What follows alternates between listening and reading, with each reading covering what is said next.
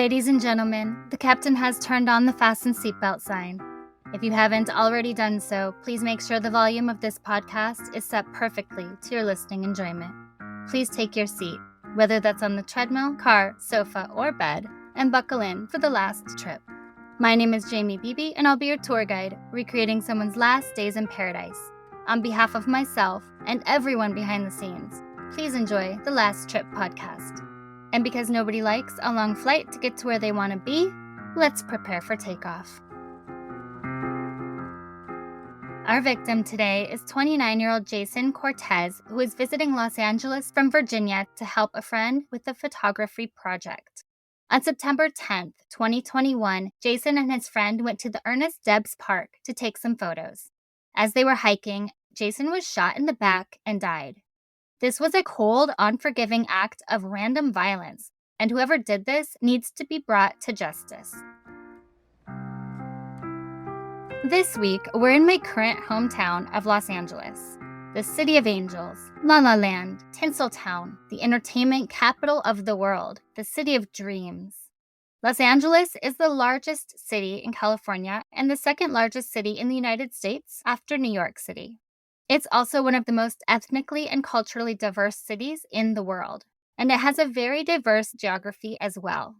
There's about 75 miles of coastline along the Pacific Ocean. The Santa Monica Mountains are to the north. There are several valleys and also several rivers flowing through the city. Los Angeles has mild, wet winters and warm, dry summers with abundant sunshine throughout the year and relatively low humidity. LA is known for its movie stars and film studios, with filmmaking being a central part of Los Angeles for well over a century.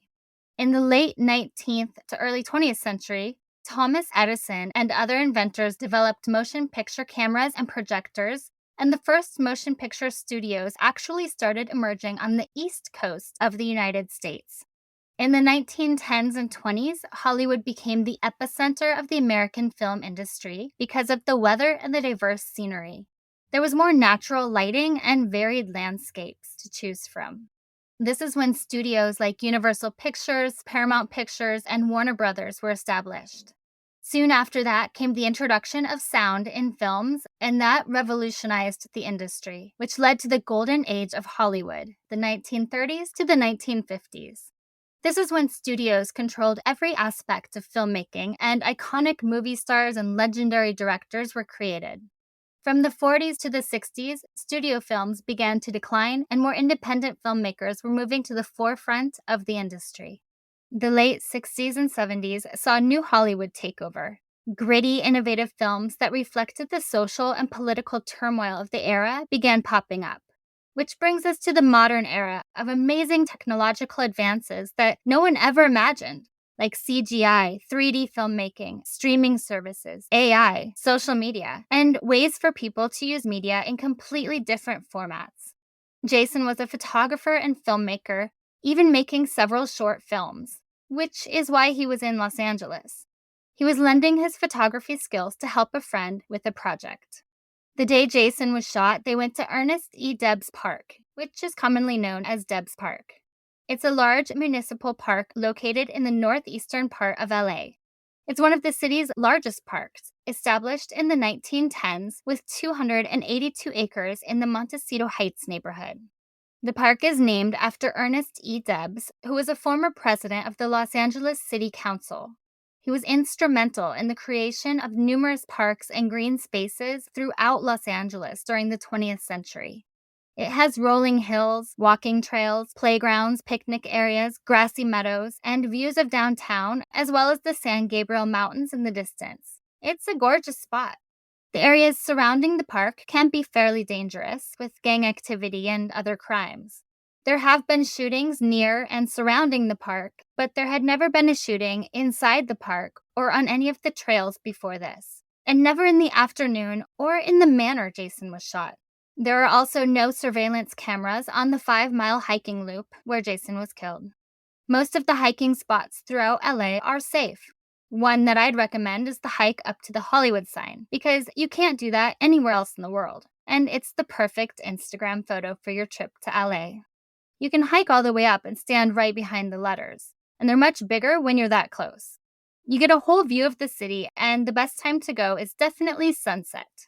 There are a few different hikes you can take to get up there, but I would definitely take the shortest one, which is near the Wisdom Tree and Cahuenga Peak. If you Google it, you'll find the directions. The other popular Los Angeles hike is in Runyon Canyon. It's 160 acres right in the famous Hollywood Hills. You can see the Hollywood sign on one side, the Pacific Ocean on the other, and sometimes some recognizable stars along the way. It's a must-do hike for anyone visiting LA. But Jason Cortez didn't get the opportunity to visit either of those hiking spots because he was senselessly gunned down. Who was Jason Cortez before he tragically lost his life? Jason Cortez was born July 25, 1992 in Silver Spring, Maryland, to Reina Nativi de Cortez and Candelario Cortez. Shortly after, their family of 3 became 4 with the arrival of his younger brother, Jaime. He attended Potomac Senior High School in the small town of Dumfries, Virginia, and after graduating, he went to George Mason University in Fairfax, Virginia. While he was there, he met Karina Solorzano in 2014 during their sophomore year, and it was love at first sight. Jason was Karina's first boyfriend, and they dated all throughout college. Jason was also heavily involved in a lot of organizations in school, like the Hispanic Student Association, Aguila's mentoring program, and was a member of the Iota chapter of Delta Kappa Alpha, which is a cinematic professional fraternity where he held leadership positions. He graduated with a Bachelor of Fine Arts in Film and Video Studies in 2015. Jason was really close to his family. He called to check in daily and was always there to help out whenever he was needed. His friends and family said he was a bright light in a dim world. He was full of passion and he cared so much about other people. He was a photographer, guitarist, film buff, screenwriter, director, podcaster, and even a streamer on Twitch.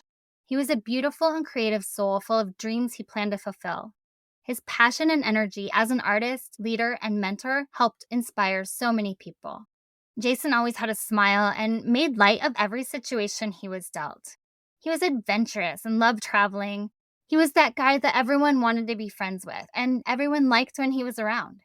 Jason worked as a media editor for the Washington, D.C. Bureau of CGTN, which is an English-language TV news service based in Beijing, China. Jason was making his way in the world, and with the relationship going strong, after 5 years of dating, Karina and Jason got engaged in January of 2019. And they had a great relationship. They loved to go out to eat, travel, watch movies, spend time with friends, and watch their favorite shows together. Because they were ready to be married, and due to the uncertainty of the pandemic, the couple eloped on November 13th, 2020. Karina said it was the best day of both their lives. And soon after that, they got their dog, Stella. Jason named her Stella so he could yell out her name like Marlon Brando in Streak Her Named Desire. Before Stella, Jason was actually afraid of dogs. But he fell in love with the little puppy so much that he would tuck her in every night and give her a goodnight kiss. Now that Jason is gone, Karina does this each night alone. They bought their first house together right before Jason left for Los Angeles. And they bought it so Stella could have a yard, and because they were ready to begin their human family too. This was supposed to be their first Christmas and New Year's together as a married couple, but now Karina would have to celebrate alone for the first time in 7 years. It was shortly after his 29th birthday that Jason decided to go to LA for a few days to help out a longtime friend. Karina stayed home to take care of Stella and fix up their new house. Jason had no ties to LA other than this friend. He had no affiliations with any gangs or criminal activity and knew very few people. And there are almost no clues in Jason's murder, but we'll dive into what we know after these messages from our sponsors. Are you looking for your next true crime podcast? Do you want to hear about relationships that turn to murder? Well, your search ends today. Introducing Love and Murder, Heartbreak to Homicide podcast, where I, host Kai, take you on a weekly journey through the dark side of love, where passion turns into obsession, families become enemies, and romance turns to murder. I dive deep into cases of love gone wrong. So why should you listen to Love and Murder? Because this is not just another true crime podcast. I tell you my feelings on every case, ranting about the stupidity of a murderer on behalf of the victims. And tried to dissolve some of the remains and then boiled his mother's head in a pot. You son of a... Okay. Ungrateful. So what are you waiting for? Join me every Sunday for full-length episodes, Tuesdays and Wednesdays for true crime rants on current crime news, and Lamb favorite, Florida Man Fridays. Go ahead, visit murderandlove.com and hit that subscribe button now. Love and Murder, available on all major podcast platforms. Not for true crimers under 18. Must be an apple juice drinking enthusiast, but not really. Side effects include enjoying another true crime podcast, becoming a lamb, learning logic and how to deal with your problems in a healthy manner, and not turn into murder. Waiting for the next episode of Love and Murder to drop every week. We'll visit our website at www.murderandlove.com. And remember, all love and no murder. See you soon.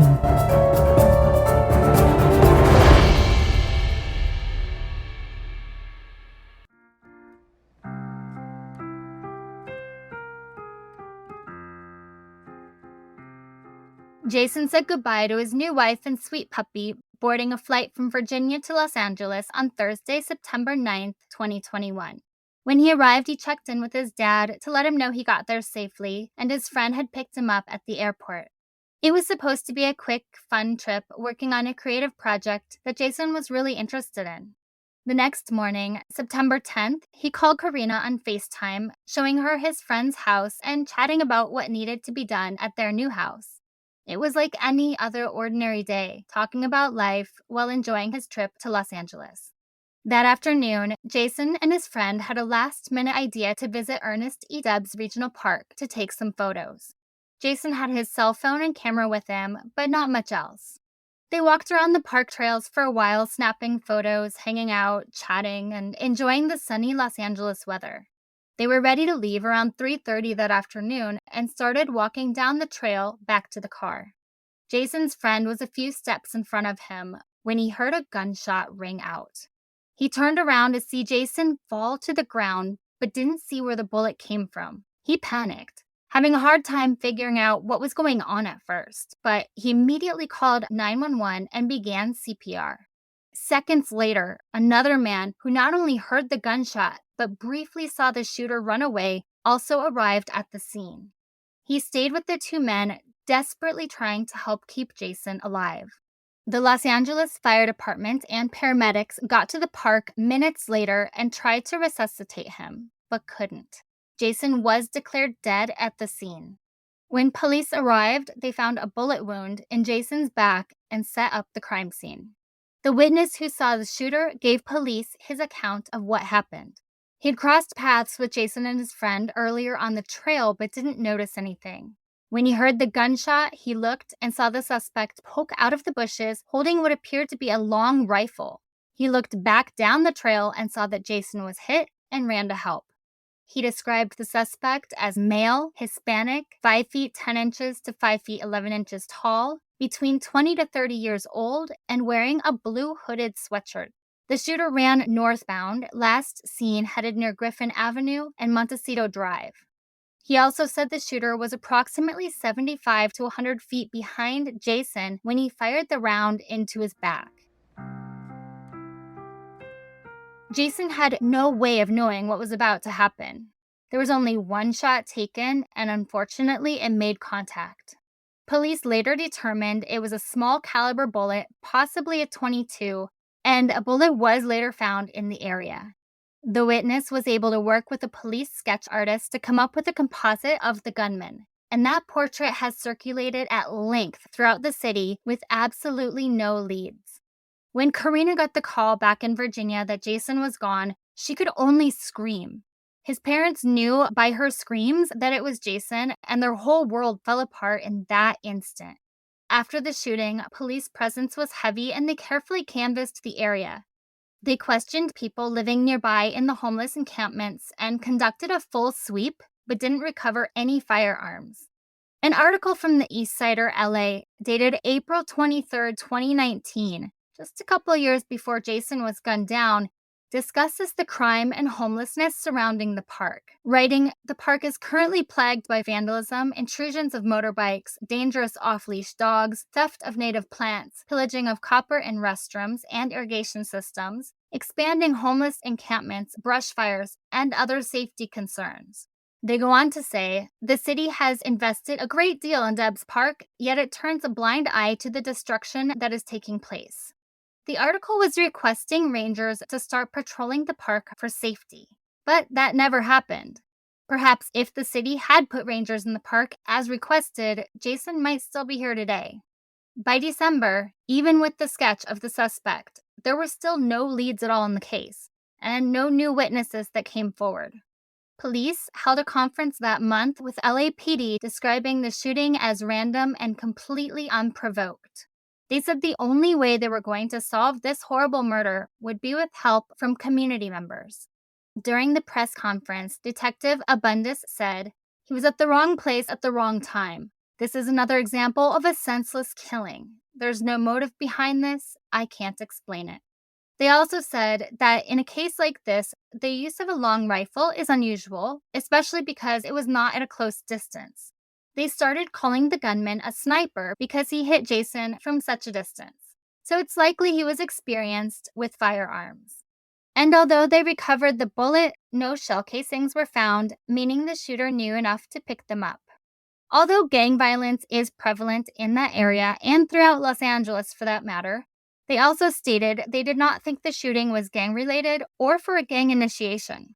They announced they were offering a $50,000 reward for anyone that helps them solve the case and apprehend the suspect. They felt the reward was needed because the suspect could further terrorize the city, presenting a continuing and immediate menace to all the people of Los Angeles. In other words, they were worried he'd strike again. Jason's family attended the press conference, and listening to them talk about how much they loved and missed him absolutely broke my heart. His father spoke softly with an unbelievable amount of emotion. He was sad, grieving, and at times his voice broke as he struggled to get the words out and hold back tears. He begged the community to find Jason's killer to help them get justice for their son.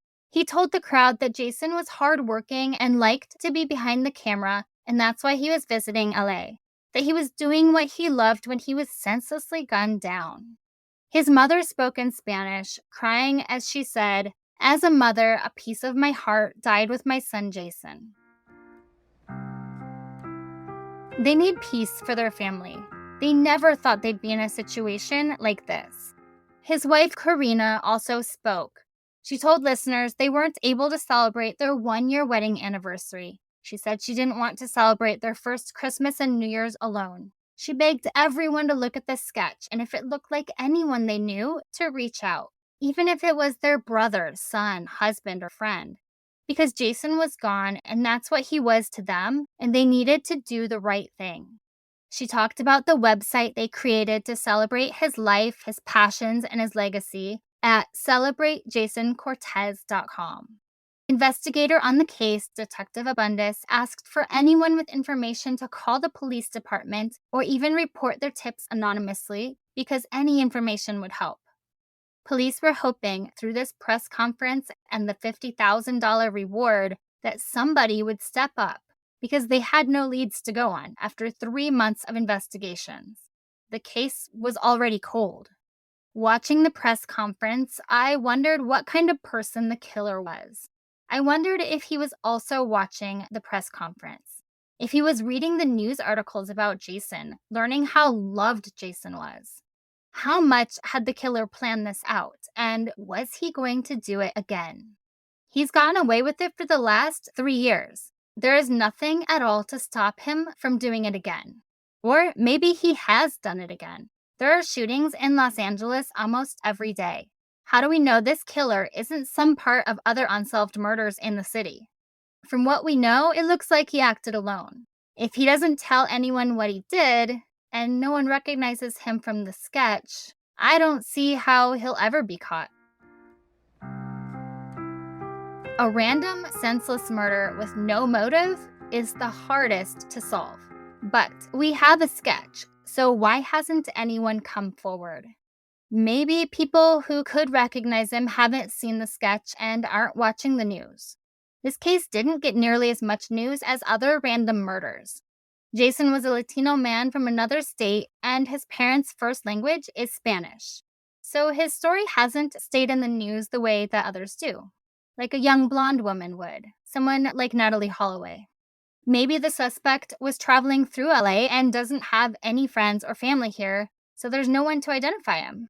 It didn't make national news. Most unsolved cases in Los Angeles don't, or that's all the news they'd be talking about because there are a lot of murders here.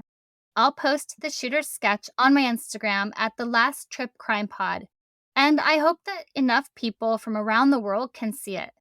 I hope someone recognizes him and comes forward. I hope you all just take a look at the sketch, screenshot it, keep an eye out. You really never know. Maybe the witness didn't get a good enough look at the shooter, and he's not recognizable from that sketch. Maybe he had a birthmark that was missed, or the nose is different, or the eyes are further apart, or he's much taller or shorter or different ethnicity. The witness only saw his upper body for mere seconds, and I'm sure it was extremely traumatic when Jason died, so maybe he didn't remember what he looked like with enough accuracy. It's entirely possible. From the little I know about this crime, I absolutely think the killer will strike again, if he hasn't already. I think he could easily be a serial killer or become a serial killer. What's to stop him from doing this again? He wasn't caught and police have no leads. But somebody somewhere knows him. Somebody that's close to him has a gut feeling that it could be him, or he could have even told someone. And it's up to that person to come forward before more innocent lives are lost. Approximately 50 million tourists visit Los Angeles each year. The majority are domestic travelers, with China coming in as the largest international visitor. There are also about 270 cruise ships docking in Los Angeles each year, and that's a lot of people. So, is Los Angeles safe for travelers to visit?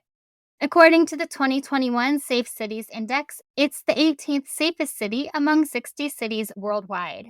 But I also read that Los Angeles takes pride in their public transportation, that it's well maintained, clean, and safe.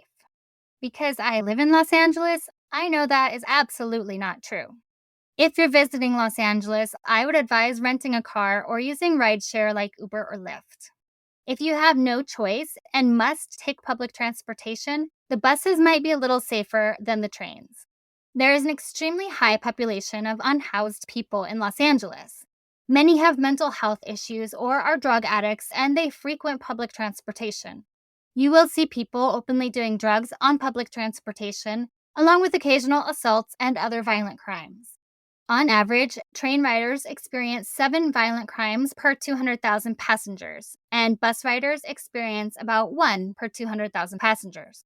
To put it simply, I've taken plenty of rickety, strange buses and trains throughout the world, but would never take public transportation in Los Angeles. Other than public transportation, violent crime statistics are high, just like any other major city in the United States. In 2021, the number of shooting victims in LA was the highest it had been since 2008. The chance of being a victim of a violent crime was 1 in 119. And the number of victims of property crime was 1 in 36. And there was a 9.1% increase in homicides that year.